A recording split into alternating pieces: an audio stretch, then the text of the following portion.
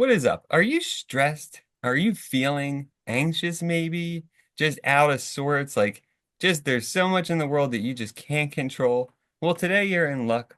This is the Accidental Stoic Podcast, and we're going to talk about are you addicted to stress? Because most people are. And this is a listener suggested episode. So thanks, Mike W., again for another great topic.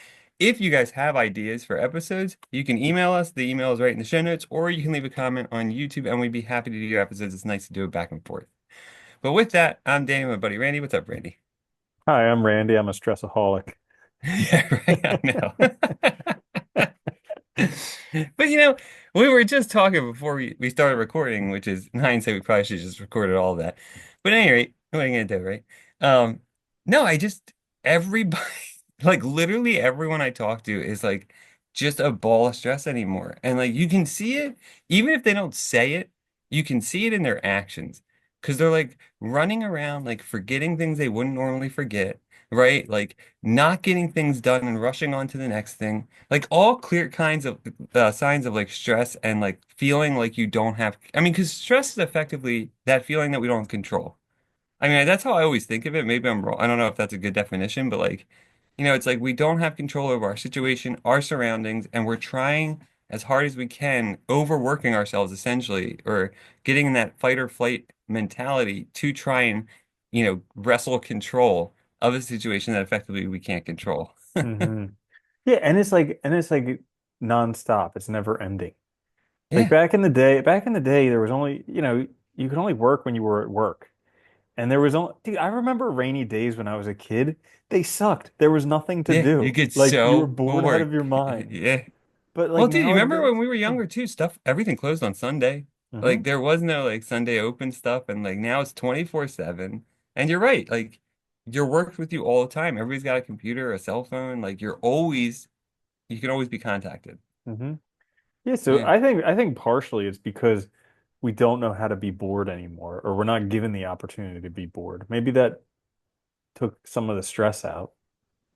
I actually think that's probably a good I was thinking about that the other day that like, our the lack of opportunities to be bored, there's always distractions, there's always stuff to do, it seems like. Like that also took away a lot of opportunities for people to figure out what they want to do as well. And like actually like reflect on their lives. Like we don't have time to sit down. And when we do have time to sit down, we end up distracting ourselves with social media, Netflix, and all because you're tired and I get it. Like people are stressing, they don't want to think about their own life and the Mhm. world around them.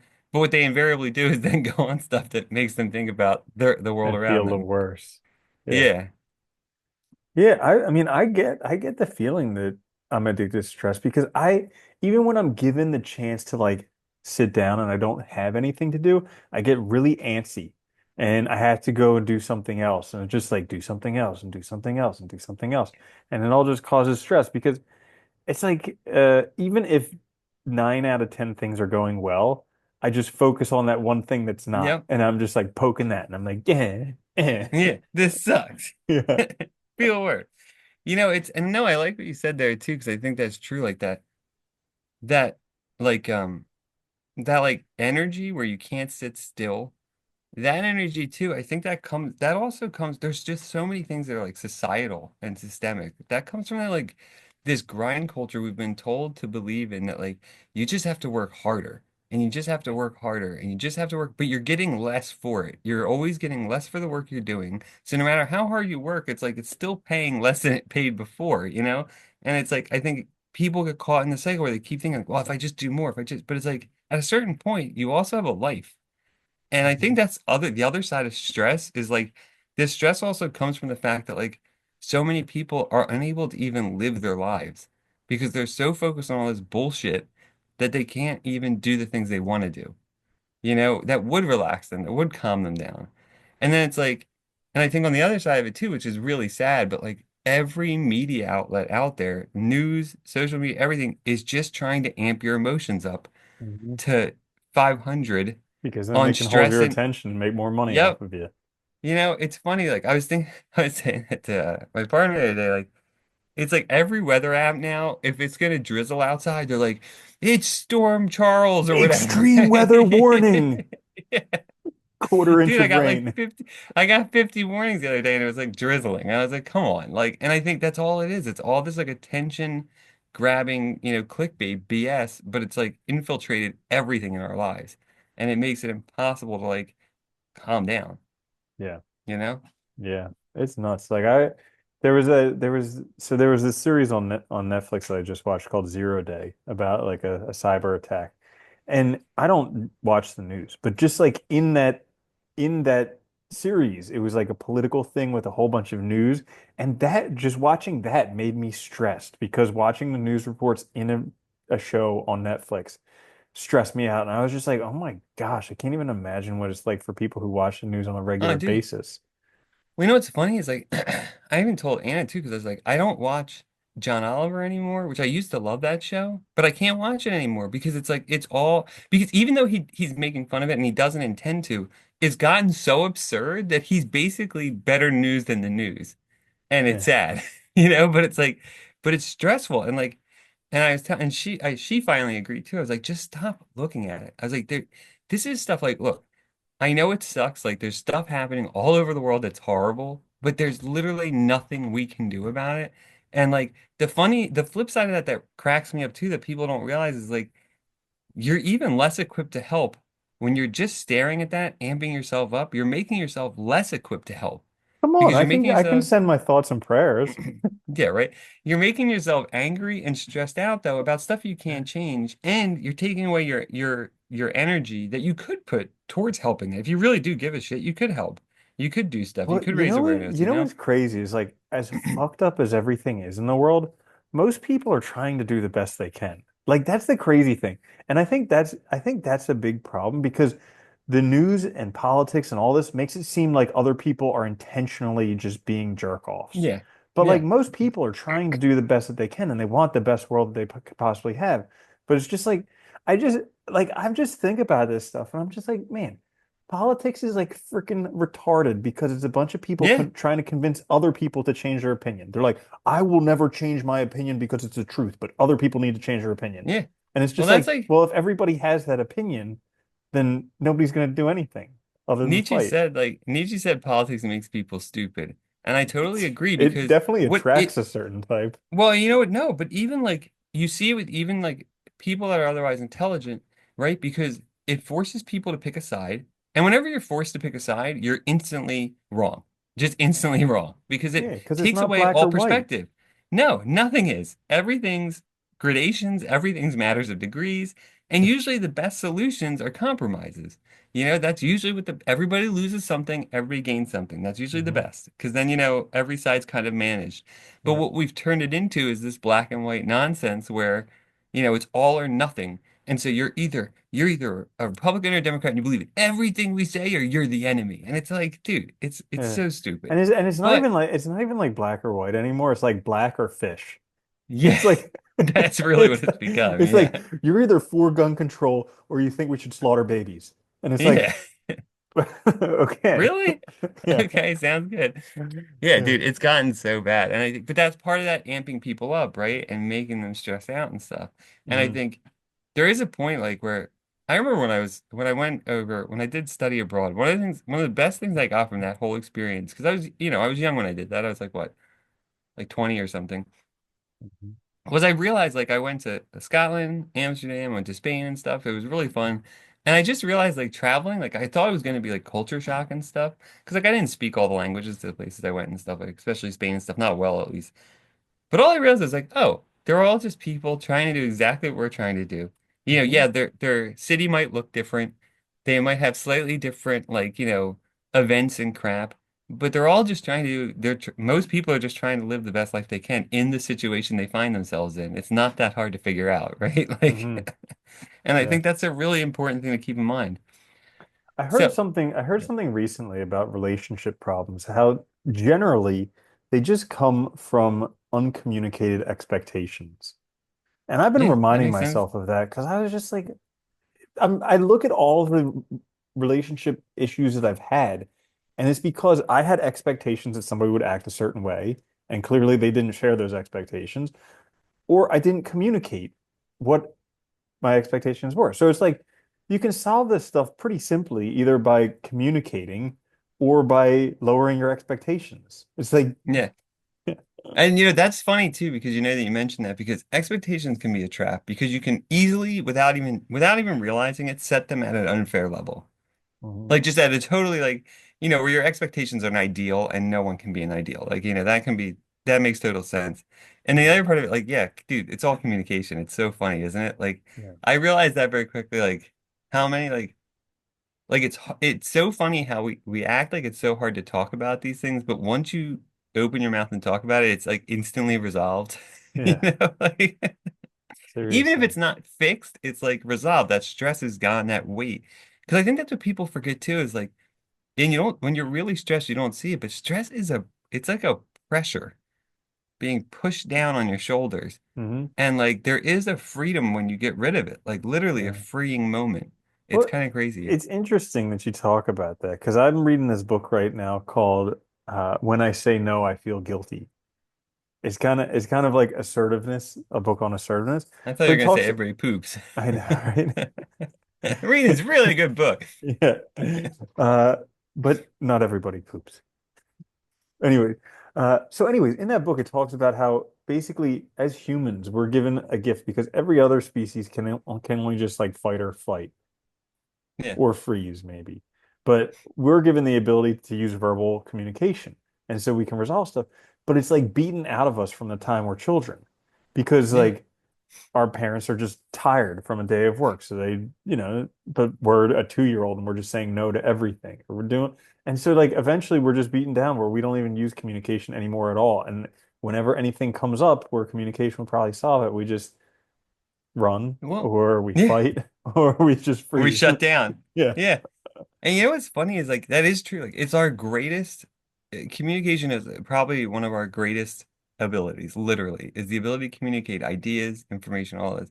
And they always crack me up because like all these political philosophers, like a lot of them that were like for like, democracy and stuff, they would argue that like, well, in a rational debate, good ideas will rise to the top. And it's like, yeah, that's such an ideal situation. You're acting as if everybody's philosophers, but they're Yeah. not. Like, Yeah. and it's like it's kind of funny when you think about how wrong they were about the regular person, but it's because of like what you said, like, right? It's beaten out of you over life. Like you don't And talk. dude, You think that people are against you. You interpret it as, right, a threat. also our emotions are so much stronger than any rational anything. I Like know. I Yeah. was getting down on myself because I made some impulse purchases. And like they were and so like I did some like writing about it to figure out and they weren't actually impulse purchases because they were things that I wanted for years. But You they're just just have been like putting off. the price is Yeah. higher than I want to pay for something. And so like Yeah. I feel like buyer's remorse because I bought it and whatever.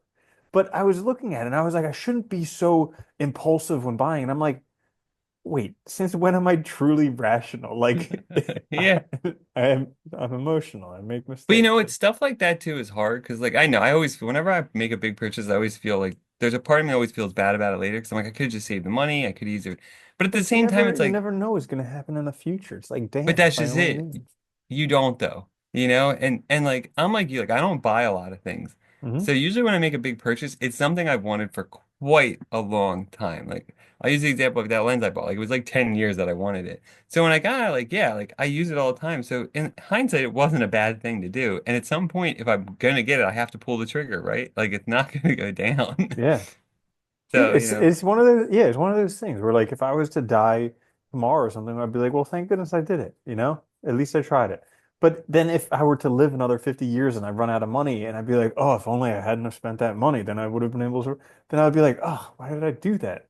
So yeah. it's you don't know the Well, I'm glad you future. brought this up too, because I think that was what Mike was interested in, was the stress that we all feel, how to deal with it, and the hedonic treadmill we get caught on, right? Of this, like, because I think in a consumer society, especially, like we are taught to deal with emotions by purchasing and by pleasure seeking, right? We're Yeah. taught to go find that dopamine hit.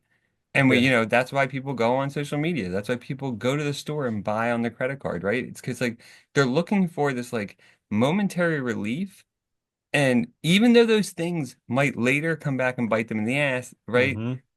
They still want that momentary relief so bad. So what do we do? to kind of maybe, or Well, how do we maybe get around this a I little bit? think financial stresses are one of the biggest stresses out there for Oh God, people. yeah. I mean, there's a whole bunch Yeah. of things that contribute to stress, but financial stress is definitely a huge one.